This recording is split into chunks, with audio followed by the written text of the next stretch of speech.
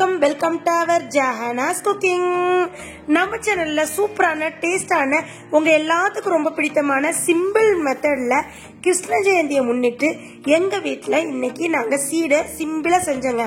Easy மெத்தட்ல பாய் வீட்டுல எப்படி செய்வாங்களோ அந்த மெத்தடுக்கு அது எப்படி செய்யறதுன்னு வாங்க வீடியோக்குள்ள போய் பார்க்க ஆரம்பிக்கலாம். இது ஏற்கனவே நாங்க போட்டு எங்க சீடைனா ரவுண்டா மட்டும் தான் இருக்கணுமா, டிஃப்ரெண்ட் ஷேப்ல போடலாண்டு நானும் எங்க மாமியும் சேர்ந்து போட்டோங்க. ஆக்சுவலா இது எப்படி ஹிந்துஸ் கிருஷ்ண ஜெயந்திக்கு சீடை போடுறாங்களோ காரமும் இனிப்பும், அதே மாதிரி நாங்களும் அந்த ரம்ஜான் டயத்துல 27ஆம் கிழமைக்கு இந்த மாதிரி சீடை செய்வாங்க. எங்க மாமி எப்பவுமே வருஷம் செஞ்சிருவாங்க. இந்த சீடை செம்ம டேஸ்டா இருக்கும், சூப்பரா இருக்கும், மொறுன்னு நல்லா சாஃப்டா சாப்பிட இன்னும் வேணும்னு கேட்டு வாங்கி சாப்பிடுவோம்.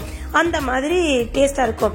நான் தான் ஒரு ஆள் ரவுண்டு போட்டா ஒரு ஆள் ஒரு ஷேப்பு ஒரு ஆள் ஒரு ஷேப்புன்னு இந்த மாதிரி 3 டைப்பா ஷேப்பு அப்புறம் கேக் மாதிரிலாம் செஞ்சோங்க.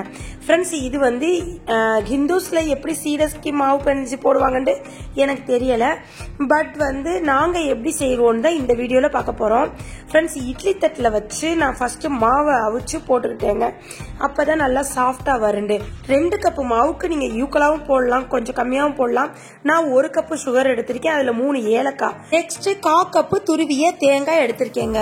அப்புறம் ஒரு முட்டையை நல்லா பீட் பண்ணி எல்லாத்தையும் அதுல போட்டு கொஞ்சம் 2 டேபிள் ஸ்பூனுக்கு நான் கருப்பு எள்ளு இல்ல வெள்ளை எள்ளு சேர்த்து இதை நல்லா பிசைஞ்சுக்கிறேங்க.